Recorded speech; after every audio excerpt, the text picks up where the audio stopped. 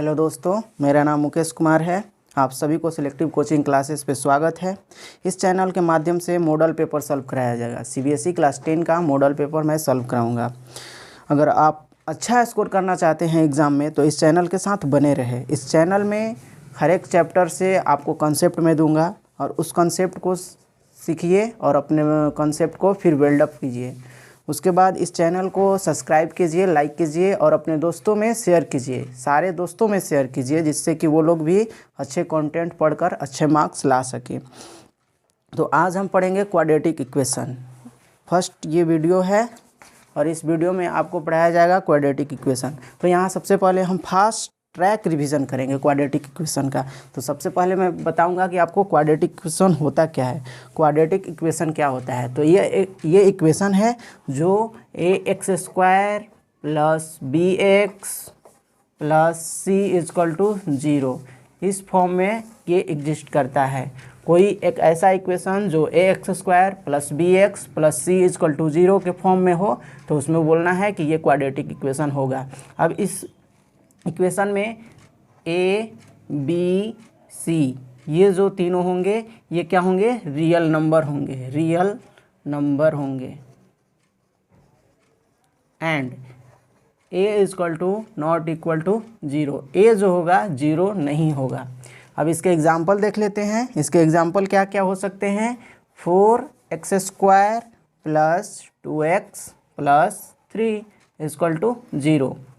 दूसरा एग्जाम्पल देखते हैं 5x² minus 7 equal to 0। Third example x² minus 7x equal to 0।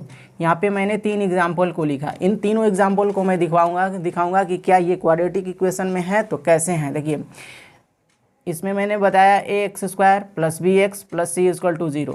देखिए 4x² plus 2x plus 3, a के जगह पे क्या आ गया है 4, b के जगह पे 2 और c के जगह पे 3, मतलब कि ये इस फॉर्म में है तो ये क्वाड्रेटिक इक्वेशन हो गया। अब आते हैं सेकंड पे 5x² माइनस 7x। तो इसमें क्या है, देखिए ax² है तो a यहाँ पे है और ये x² है, मतलब ये ठीक है। उसके बाद bx के पास चलते हैं तो देखिए इसमें कोई दूसरा x वाला टर्म्स नहीं है, सिर्फ ये क्या है c वाला टर्म्स है। तो मैंने क्या बताया है a b c real number होना चाहिए जहाँ b not equal to 0, a equal to not 0, a 0 नहीं होना चाहिए। तो यहाँ पे देखिए ये दोनों टर्म्स में ये वाला टर्म्स और ये वाला टर्म्स दोनों में से कोई अगर एक टर्म्स हिडन रहता है और दूसरा रहता है तो वो भी क्वाड्रेटिक इक्वेशन होगा। ठीक है, तो इसमें c वाला टर्म्स दिया हुआ है, b वाला टर्म्स नहीं दिया हुआ है, इसलिए ये भी क्वाड्रेटिक इक्वेशन होगा। नेक्स्ट पे आते हैं। इसमें देखिए a के जगह क्या है, यहाँ पे x² है तो यहाँ कुछ नहीं है तो a क्या है 1 है, तो यहाँ पे a इक्वल टू 1 आ गया है। और यहाँ पे देखिए ये वाला टर्म्स दिया है, bx वाला टर्म्स दिया हुआ है और इक्वल टू 0 है, मतलब यहाँ c वाला टर्म्स नहीं दिया हुआ है। तो इन दोनों टर्म्स में से एक टर्म्स जरूर होना चाहिए और ये तो हर एक इक्वेशन में होना चाहिए। तो ये तीनों का तीनों क्या है, क्वाड्रेटिक इक्वेशन है। अब आपको समझ में आ गया होगा कि क्वाड्रेटिक इक्वेशन होता क्या है। अब यहाँ पे हम पढ़ेंगे कि क्वाड्रेटिक इक्वेशन के जो होते हैं उनमें 2 रूट होते हैं। जैसे मैंने यहाँ पे अगर लिख दिया है ये 5x² माइनस 7 इजकल टू 0, तो इसके कितने रूट्स हैं, इसके 2 रूट्स हैं। कम से कम इसमें 2 रूट्स हैं, एक अल्फ़ा होता है और एक बीटा होता है, इसमें 2 रूट्स होते हैं। देखिए क्वाड्रेटिक इक्वेशन को हम लोग कितने तरीके से हल कर सकते हैं। क्वाड्रेटिक इक्वेशन को हम लोग 3 तरह से हल कर सकते हैं। पहला मेथड होता है हमारा फैक्टराइजेशन का। पहला मेथड है factorisation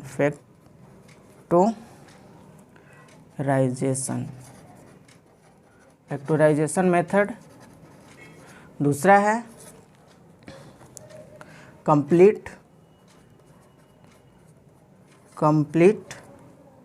square method. Complete square method है। और थर्ड है हमारा क्वाड्रेटिक फार्मूला। थर्ड जो है क्वाड्रेटिक फार्मूला है, क्वाड्रेटिक फार्मूला जिसको दूसरे नाम से जानते हैं श्रीधरनाचार्य फार्मूला। श्रीधरनाचार्य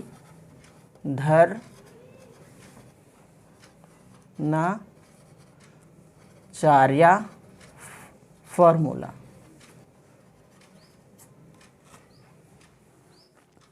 तीन तरीके से हम क्वाड्रेटिक इक्वेशन को सॉल्व करते हैं। अब यहाँ तक हो गया। उसके बाद एक चीज़ आती है कि श्रीधर फार्मूला जो है, ये श्रीधरनाचार्य जो फार्मूला है यही इसमें पढ़ना है। तो इसको पढ़ने के लिए हम थोड़ा सा इसको साफ करेंगे अपने बोर्ड को।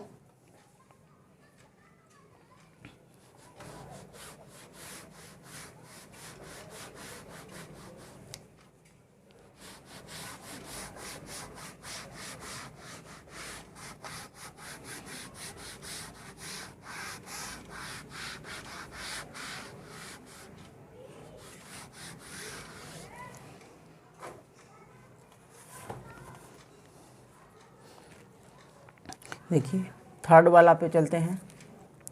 क्या था? Quadratic formula.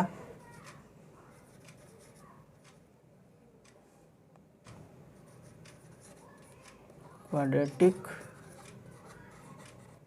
फार्मूला, इसको मैं यहाँ पे लिख देता हूँ। देखिए ध्यान से, minus B plus minus root over B square plus 4ac divided by 2a।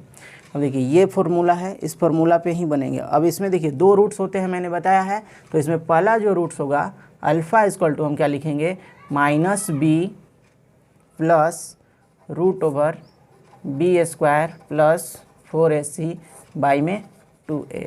और उसके बाद जो दूसरा रूट होता है बीटा, इस बीटा बराबर लिखेंगे minus B minus root over B square plus 4ac by में 2a। ये फार्मूला आपको याद करना है, बिना इस फार्मूले को याद किए हुए नहीं होगा।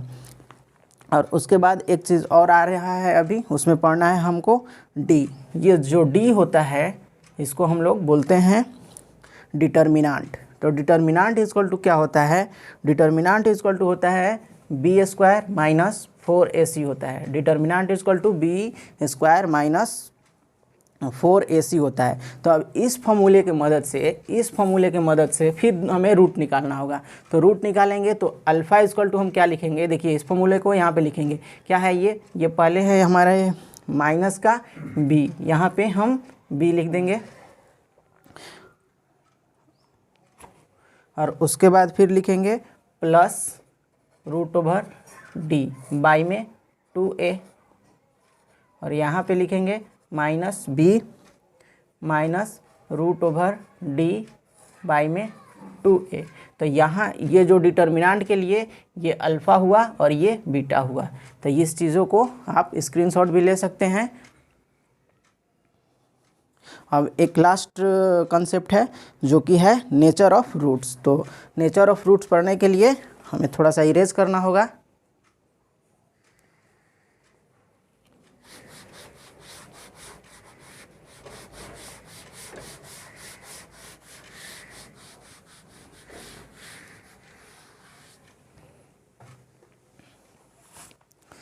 ये लास्ट पॉइंट है, नेचर ऑफ रूट्स।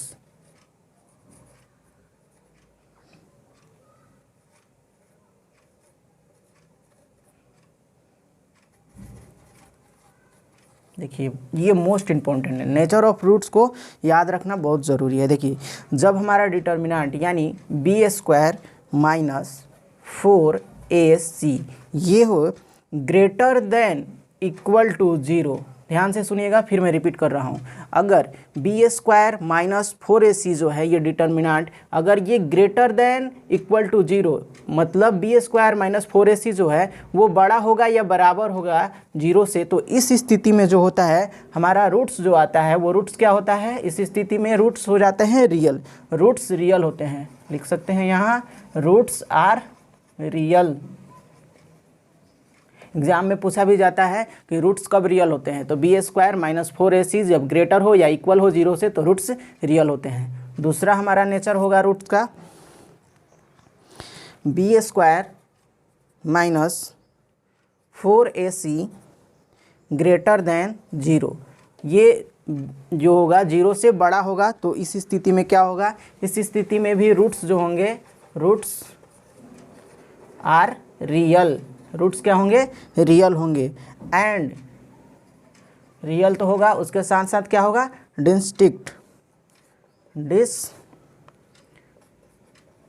डिस्टिंक्ट।